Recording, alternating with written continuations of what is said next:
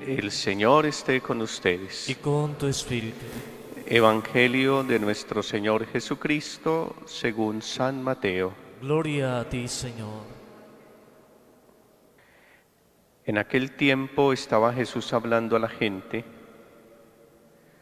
cuando su madre y sus hermanos se presentaron fuera tratando de hablar con él. Uno se lo avisó: tu madre y tus hermanos están fuera y quieren hablar contigo. Pero él contestó al que le avisaba: ¿quién es mi madre y quiénes son mis hermanos? Y extendiendo su mano hacia sus discípulos dijo: estos son mi madre y mis hermanos. El que haga la voluntad de mi Padre que está en los cielos, ese es mi hermano y mi hermana y mi madre.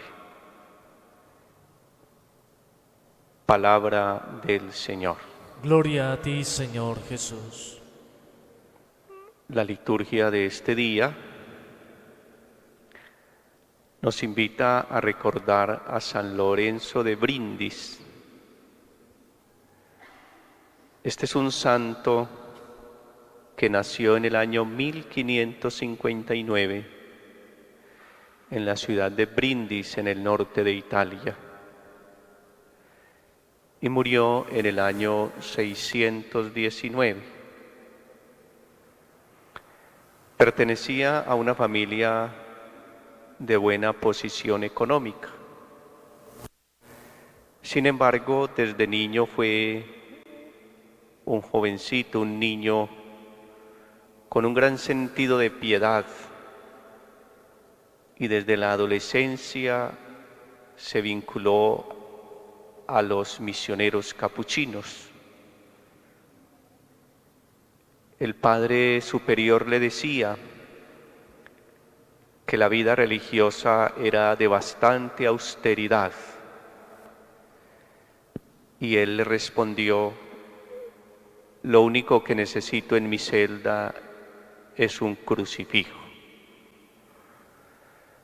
Allí, dice la historia de este santo, se postraba largas horas a contemplar la cruz de Cristo, su pasión. Muy pronto descubrieron que era un hombre sumamente inteligente, con capacidades, y lo dedicaron, aún sin ordenarse sacerdote, a ser predicador.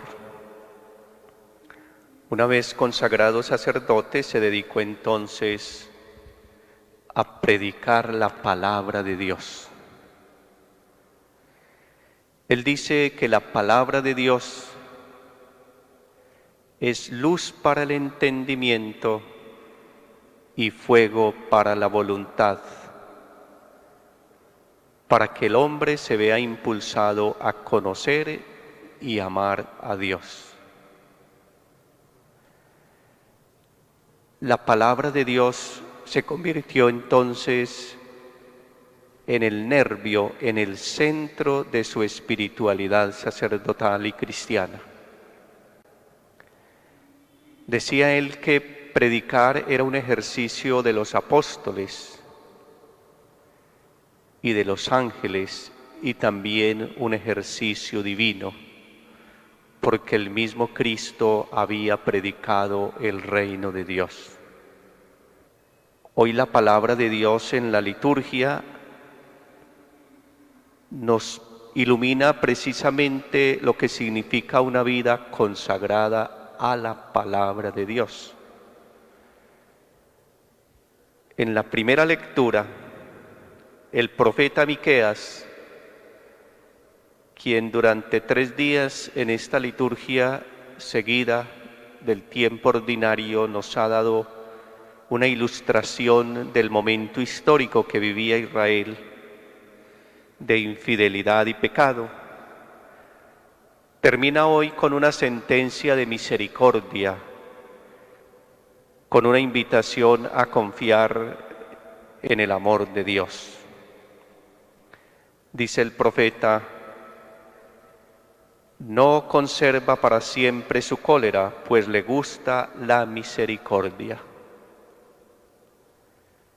Es que el profeta denuncia, pero sobre todo tiene que tener conciencia que el profeta anuncia. Un orador o predicador de la palabra ciertamente puede denunciar el pecado de su pueblo, pero no puede dejarlo sumido en el dolor del pecado. Tiene que invitarlo siempre a que confíe en la misericordia del Señor. El profeta Miqueas, hoy para terminar sus lecturas, nos pide que confiemos en dos actitudes del mismo Dios. Actitudes que se deben convertir para nosotros en virtudes, en valores cotidianos. La fidelidad y la bondad. Como antaño prometiste a nuestros padres. Reconoce el profeta Miqueas que Dios es fiel y es bondadoso como lo fue con Jacob, con Abraham, y como lo es con su pueblo en la actualidad, y como lo debemos experimentar también nosotros. El Salmo 84 nos invita precisamente a ello, a que confiemos en la misericordia del Señor. Muéstranos, Señor, tu misericordia. En la oración colecta que nos ofrece la liturgia de hoy, orando precisamente en el recuerdo de San Lorenzo de Brindis, se nos dice que nos conceda la gracia de descubrir cuál es su voluntad, la voluntad de Dios en nosotros. Y en esto nos ilustra perfectamente el Santo Evangelio. San Lorenzo dice que la palabra de Dios ilumina el entendimiento, es luz para el entendimiento, pero es fuego para la voluntad, para que el hombre conozca y ame a Dios. Sin fe no hay predicación, y sin predicación no se suscita la fe. Fue la fe de los padres y de las generaciones de las cuales procede María Santísima, quienes le enseñaron a amar a Dios por la predicación espontánea que se daba en el hogar de Joaquín y Ana. Y por eso María Santísima aprendió en la vida cotidiana a descubrir la voluntad de Dios en ella. Esa es la gran enseñanza que nos deja hoy el Santo Evangelio. Jesús está, lo dice en su paralelo del texto de hoy de Mateo, el evangelista Marcos, capítulo 3, versículo 31 y siguientes, que Jesús está en corro, es decir, está sentado en un lugar de la casa muy recogido, y en torno a él sentados están también sus discípulos. Jesús está enseñándoles, formándolos. Y llega alguien y le dice, fuera están tu madre y tus hermanos y te buscan. Recordemos que en la época de Jesús todos los parientes de sangre se llamaban hermanos. Como lo hacemos hoy, parientes en la fe nos llamamos hermanos. El hermano fulano de tal, o cuando hacemos parte de un movimiento nos llamamos hermanos. No nos extrañemos que la palabra de Dios nos hable así.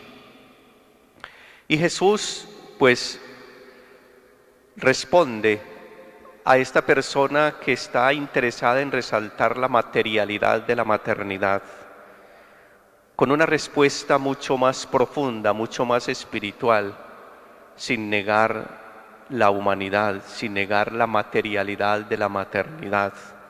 Todo lo contrario, incluyéndola, hace esta pregunta: ¿quién es mi madre y quiénes son mis hermanos?